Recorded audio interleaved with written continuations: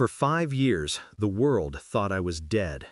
That night still replays in fragments. Gunfire, sirens, the sharp betrayal of silence when my partner vanished, leaving me bleeding under collapsing brick.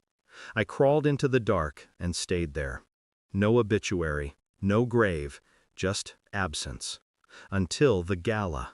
I wasn't invited. I was watching the broadcast in a nameless motel, the glow of the television turning my cigarette smoke into fog. The screen showed him, Detective Michael Hale, smiling, shaking hands, the city's golden sun. A medal glittered on his chest. And beside him, her, my wife, wearing the necklace I gave her on our 10th anniversary. My son stood at their side, tall now, dressed in a suit that didn't belong to him, calling another man Dad. I didn't blink, didn't breathe.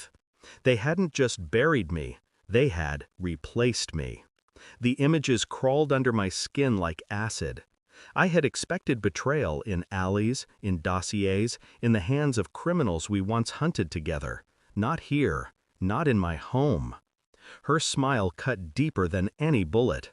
It wasn't forced, it wasn't survival, it was chosen. And my son, his hand in Hale's, like blood, adopted another bloodline. I stared at the screen long after the coverage ended, replaying gestures, glances, tiny details only a man dissecting lies could notice. The way Hale's arm rested too comfortably around her waist, the way she leaned into him, not as a widow moving on, but as a woman who had been his long before I vanished. My partner hadn't just left me to die, he had cleared the board. And she had let him. I didn't storm into their world, not yet. I studied them like prey. Public records first, joint accounts, shared property, marriage certificates. Her maiden name erased, replaced with his. My son's school listed Hale as father. Then photographs, public appearances, vacations, birthdays.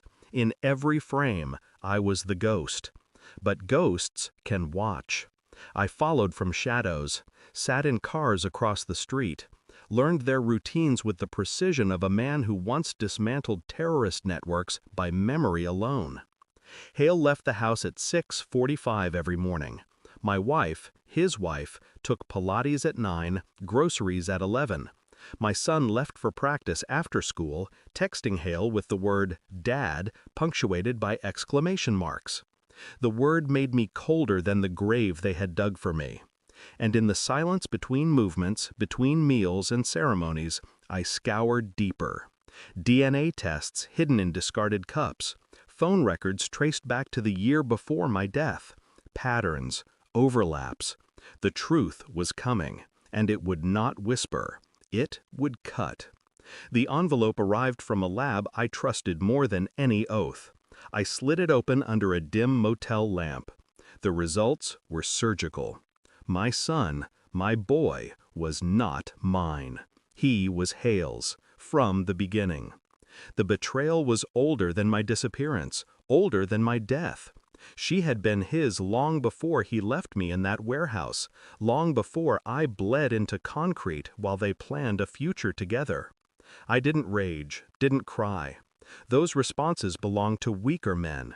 Instead, I walked into their gala the following week, a phantom among the living. A mask covered my scars, a suit borrowed from another life.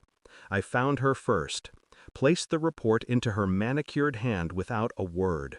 Her face cracked as her eyes scanned the numbers. Then I asked one question. When did you start? Her lips trembled. No sound came, but silence answers louder than speech. Later that night, I waited in Hale's study. The medals, the plaques, the framed photographs of a family that had never been his to take, they stared back at me. He entered at midnight, froze when he saw me. He began. I raised a finger. No speeches. I slid the second envelope across his desk. Inside, proof of his betrayal. Reports, photos, bank transfers, DNA results. Already knew, I said, but now so will everyone else. His face drained of color. He lunged for the papers, But I had already sent copies to the press, the department, the mayor. Lesson 1, I whispered, leaning close enough for him to smell the years of ash and blood on me. You don't bury a man who knows how to crawl out. I didn't kill him. Death is simple, quick, forgettable. Exposure is eternal. By dawn, the city that crowned him its savior would choke on his betrayal. My wife, his wife, would stand in the ashes of a house built on lies. My son? No, their son would see the truth carved open for the world to judge. As for me, I walked into the morning unseen, unnamed. I had no family left, no partner, no place, but I had clarity. And clarity is enough. The dead don't forgive. They return. And when they do, they take everything back. Thanks for watching. Don't forget to like, share, and comment. Subscribe now to Cheating Stories Insight World for more amazing stories.